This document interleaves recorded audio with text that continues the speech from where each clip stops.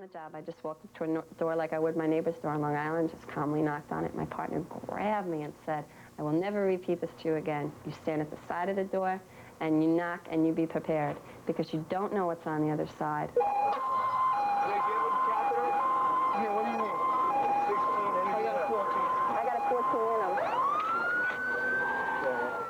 You have to be able to turn off your feelings. You can't allow yourself to have any feelings and to get involved. You have to be able to do your job. And they do their jobs, but they don't get respect like police officers or firefighters. And as for pay, well, they're not even on par with sanitation workers. They are the unsung public servants of an unsung corps, New York City's emergency medical service. Hello, I'm Chris Borgen. When you're sick or injured and dial 911, as some 700,000 will do this year, it is the technicians and the paramedics of EMS who come running. It's a service we almost take for granted. And here on Webster Avenue in the Bronx is the forgotten station of this forgotten service, the Webster Outpost. Operating out of this once condemned garage, Webster can almost be called the Fort Apache of EMS. Over the next half hour, we'll take you inside of this maverick outpost, inside of the ambulances, inside of the hearts and the minds of some of the people who work here, the Lifesavers.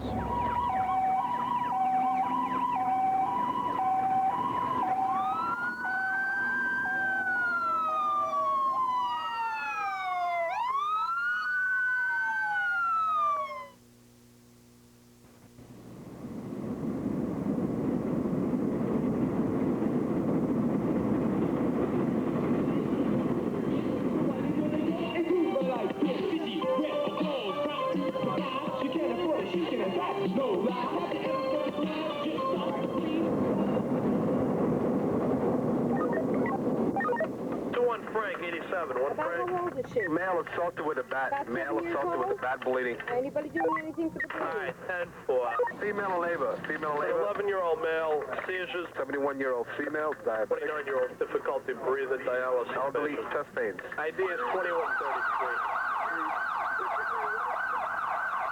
Okay, press. Again. No pulses, Megan. We're going to continue. Okay. Did anybody see her go down? No, she was already laying on the side here. She was a heavy-set woman. The basic unit was on the scene requesting paramedics. And we didn't know it was a cardiac arrest. We just knew it was a cardiac. We immediately got her out of the bathroom so we'd have room to work. A smaller tube, maybe? I could see before, but I can't see now. Let me take a listen. My name is Megan Iannuzzi, and I'm a paramedic. I work with EMS at Webster Outpost. I'm not hearing anything on the left. I have a husband, 2 kids, raised in a big family, 1 of 12, 6 boys, 6 girls, youngest of the 6 girls. Irish to the max. You hear it? The resistance? I don't know what that is. Yeah. It's really echoing. It's not in the belly, right? I'm sure it's not in the belly. Research tells us we only have, a scant few minutes to be able to try and restore their vital signs. Want to stop pumping for a second? My name is Mark Jones. I grew up in the Boston area. All right, great. Keep pumping. I'm 32 years old, and I've been with EMS for a little over 3½ years now. And most of that time I've been working in the Bronx. I think that's going to work a lot better. I know that I have personally saved some lives. Doctor's on the phone over there. You got him now? Yep. 66, right? Yep. I had a man in Queens who was clinically dead. Yeah. And he was in a doctor's office, and the man went into cardiac arrest, and the doctor looked at me and he said, "What do we do?" And I looked at the doctor and I said, "You're kidding, right?" We brought the man back, and he walked out of the hospital about 5 weeks later, and I did go up to see him when he was in the hospital, and that was very nice, very rewarding. I don't even think he understood that he was dead, that he had no heartbeat and no pulse. But those situations are rare. So we do have her intubated. There is a line. We've gone for standing orders. She's had a bicarb epi. Just turn it off for a second. Mel, are you okay?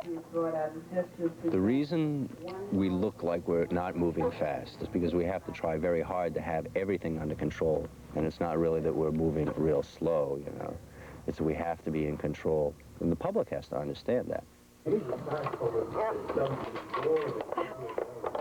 Good. The thing that struck both my partner and I odd was throughout this whole ordeal, this woman's clinically dead.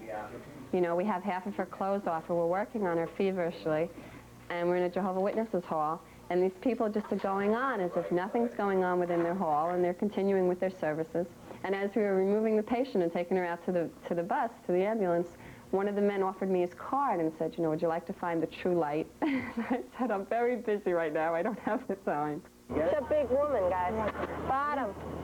2, 3. I had ideas of what I thought the South Bronx was going to be like, but my ideas were no good. I mean, I walked in the first night and was culture shocked for about a week. You all set, Megan? Yeah. All right. You'd see kids, you know, down in the Hunts Point area, girls 13, 12 years old, walking around naked in the middle of the winter, you know, as prostitutes, and they were addicts, and they felt no pain. They were higher than kites. And you'd see young kids out on street corners, you know, at 2 in the morning, and you'd say, where are their parents? Why are they out here? It's a whole different society, and it's a different way of living. When I first started there, I was morally outraged at what people can do to one another. The trauma, the violence that comes from family disputes and from alcohol and drug abuse and just street crime is phenomenal. It's, you know, it's overwhelming to find that life is so cheap. 2 William, 1 Adam, 82 to 27 to Lincoln. Requesting medical standby, 66-year-old female, cardiac arrest. No response to therapy. I'm standing by. ETA is about 4 minutes. After a while, you understand people are people, whether you put them on Long Island, Connecticut, Manhattan, South Bronx, wherever you put them. Okay, she's 2, but she's very, very tight, and she needs suctioning also. There's a real need. I like where I work. When we got there. You and Keith did your usual par excellence performance. Thank you. Always good to hear you guys on the back up there, believe me. Absolutely, always. Always. You never get used to them, though. They're the hard ones to lose. It's the heavy trauma in that, you could see, but when it's the actual CPR and that, it can never stomach it. You never get rid of that feeling. But all in a day's work, this thing. Mel, get home safe, huh? I will. You All right. too, Mark. Have a good night. See you tomorrow.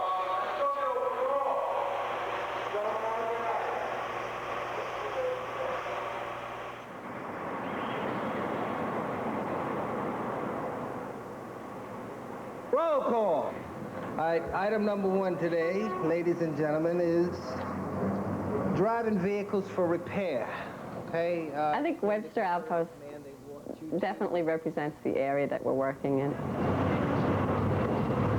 Webster, when everybody comes here and they see the conditions of it, they don't want to stay here. Buildings run down, the ceilings leak, the water don't work, no heat in the garage. In the wintertime, we could ice skate inside here if water gets on the floor. But the people work good together. Do I have my helmet? No, 3.5 years. I was never issued a helmet. Never issued a helmet. That's all right. You're still in practice. I was in Webster, I think, about a month. And we were all just sitting around talking with the supervisor. And in walks one of the guys running, and he says, you know, somebody shot on the corner. And right down the corner from where we work, there have been numerous shootings, you know, or stabbings. And it's right in the middle of where you work. It's right on the street. It's an outpost. It's right there. But I've been shot at exactly 8 times. Shot at. I mean, penetrating bullets through the walls of the vehicle and in the hallways 8 times, almost being killed and shot at. And one time we had, right on the hood of the ambulance, for whatever reasons, drug-related or dispute, a guy was thrown right up on the top of the hood of the ambulance and his brains blown out. 10-4, we are responding. Woo! Let's go, Michael. Get me there. My name is Michael Harper. I was raised in Harlem and grew up in Harlem and the Bronx. Where? That's it? Okay. Is it the only one? The only person? And nobody else? All right. I'll check them out in the vehicle. We don't want no one to be hurt, but after arriving on the scene and getting, you know, your adrenaline flowing, you look around and say, holy shit. He's not even hurt. You know, and someone would, on the scene looking at you, they would say, would you expect somebody to be dead here? You weren't shot anywhere else, just right there. They don't understand the flow of adrenaline and energy that goes into a call like that. So you were coming out of the store and then you were just shot at? And strange as it may be, if we get a call in the same manner as the last call, it can't be explained. It really can't. The adrenaline and the concern goes right back to the same level. 88, 22 boy, 88. I asked one of my co-workers, and he summed it up as saying, well, our problem is that we care. Look at me, Mama. Open your eyes. Tell her open just eyes. As soon as I come upon the scene, they say the paramedics are here. I tell them, no, we are not paramedics. We are basic life support, which is emergency medical technician. She's got bilateral wheezes. We do provide oxygen if it is needed. We are trained in CPR. Does it feel sore right now, or it doesn't feel nothing? It hurts. The car that struck him is still here, right? We're not going to give you no needle. We're just going to check you out, okay? We're not going to give you a needle, we promise. Just want to make sure you're fine. Usually with small children, they're afraid to go in an ambulance, or they see white uniforms, they get very frightened. Like this child who was tapped by a car very lightly. He didn't want to go. Mother don't want him to go. We asked him, any pain, any place. I don't have no pain, I'm not hurting. I said, we promise we won't give you a needle. We promise. Okay, then it hurts right here. And that's what small children do. You have to convince them that they're in safe hands before they have confidence in you. So what's the story about? I remembered it, and I read it before. Being a mother, it's a little hard. Christopher knows that I work on a 9-to-5 schedule, which I'm very grateful for that. He's only bothered, like when I have to work on the weekends. Usually when I call him up, and I call him like 2 or 3 times a day, Mommy, what are you doing? Where are you? Did you have any good calls? When are you going to be home? That's his main thing. When are you going to be home? Okay, you going to go down? Want to go down, Katie? My children are both too young to understand what I really do, but I think that they help me because being a mom, you learn something new every day. Underneath the bar. There was a fire involving a big tenement building, and there were 3 children dead. And the one was a 5-week-old infant that, because the membranes surrounding the brain are so thin, the brain was exposed, the crib was completely burned, 2-year-old was melted to the mattress, the 2-year-old's body, and there was a 5-year-old who was laying in front of the door. When you open the door, you hit the 5-year-old. The mother had left the children alone in the apartment. She went out, they found the mother, and of course she was hysterical. She was also drunk. And I think that was the hardest thing I ever had to do, was put judgment aside and think, okay, here's a mother, she just lost her 3 children, she's upset, she's in shock. But my first instinct was, you know, I just felt like I wanted to hit her. You know, how could you do that? How could you leave your children alone like that? What do you say? Sweet. Thank you. So I think being a mom just helps me a little bit. It gives me a little more insight.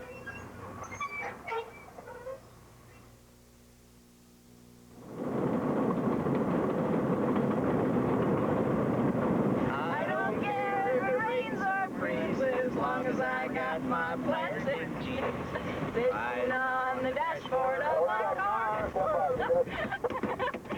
Things may get all bad and scary. You gonna say it? As long as I got my Virgin Mary. I don't know all the words. You taught me all the words. You're going to be singing the damn songs.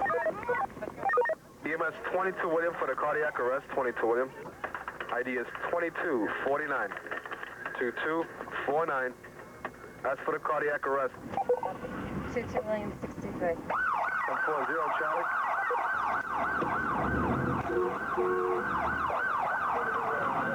Yo, the elevator work?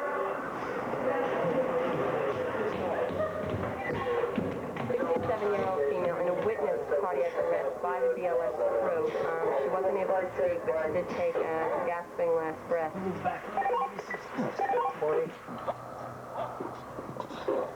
don't think so. Huh? I said, I don't think so. And that woman did not respond to therapy at all. She was flatlined the whole time. How about on your shoulder? Mr. Jones? Or Mr. Jones? Yeah. Very sorry, but your friend, Miss Holt, has passed away. we've done everything we can for her. We have the facilities here that, so that they can do in the emergency room, and I'm very sorry. Is there someone that you'd like us to call? Is there anything we can do for you? All right, Mr. Jones, why don't you sit down for a second, okay? And let us get organized, and then we'll let you visit with her, okay? A part of the job that I don't like is having to talk to families and inform them, you know, that their husband or wife of 42 years has passed away. Follow the cops up the stairs. Up there? Working on an ambulance, particularly in an urban environment, is a young person's job. Do you have asthma? Do you have any medical problems at all? What do you feel like now? Every June and every January, there's such a turnover of paramedics. A lot of them are going to the police department. There's more job security with the police department. There's more pay. There's a lot more respect. Listen, you got yourself upset. You're hyperventilating. You're breathing too fast. I'm not sure how much a sanitation man makes. Right now, my pay is about $21,000 for being a paramedic, and a sanitation man's got to be over 30. And I've got 2 years on the job.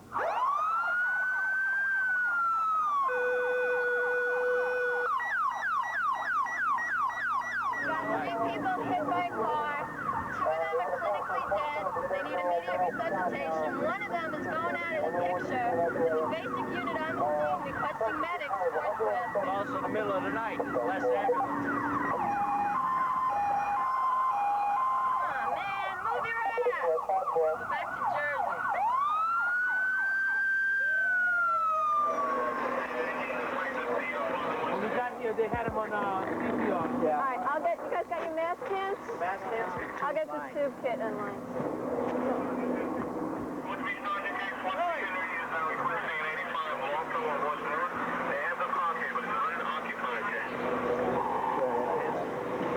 Oh, beautiful.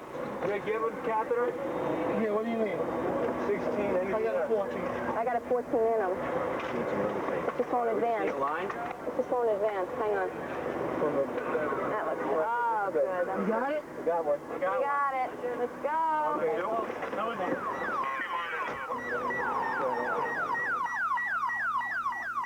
Got it. Drop it. Good, good. Go for the ride. Hold it down. I got it. WCBS News Time is 9 minutes past 5 o'clock. Cloudy and foggy morning. Two men walking their dogs in East Chester in the Bronx were run down and killed by a hit-and-run car early this morning. All right, slow and easy. Let's not fall. 34-year-old Oscar Torres died at the scene of the accident, and the second victim, 57-year-old man who's not yet been identified publicly, died at Jacoby Hospital. It's a matter of trying to, give the advanced life support procedures, that may have helped. Which in his case, I think the injury was just too extensive. So, a lot of good help. A lot of people on that top. Usually don't see that many people. You're lucky if you got you in a backup in PD. As you can see, he was a little short-handed in the back, but nobody came in with him, so he's just unidentified John Doe. White male right now. Working on an ambulance for the emergency medical service requires intense dedication. I'm sure we would all be grateful if Megan, Michael, Mark, or Wanda showed up at our homes in a medical emergency. But they, like too many other of their co-workers, are thinking of changing their jobs because the salaries at EMS are just too low. Lifesavers, like those we saw at the Webster Outpost, are doing their part in a tough frontline job. Are we, the city and the people they serve, doing our part in keeping them on the job? I'm Chris Borton. Join us next week at this time when we go inside of a major hospital to profile an emergency surgical team, a trauma unit. This will be the final broadcast in our series, The Lifesavers. You thirsty or something? No. Dinner's going to be ready in a little while, okay? Is there another name for this? I don't drink, so not a pina colada, so it's a virgin colada. God, I hate that name. Who's bigger, Sean or Katie? Sean. How old is Sean?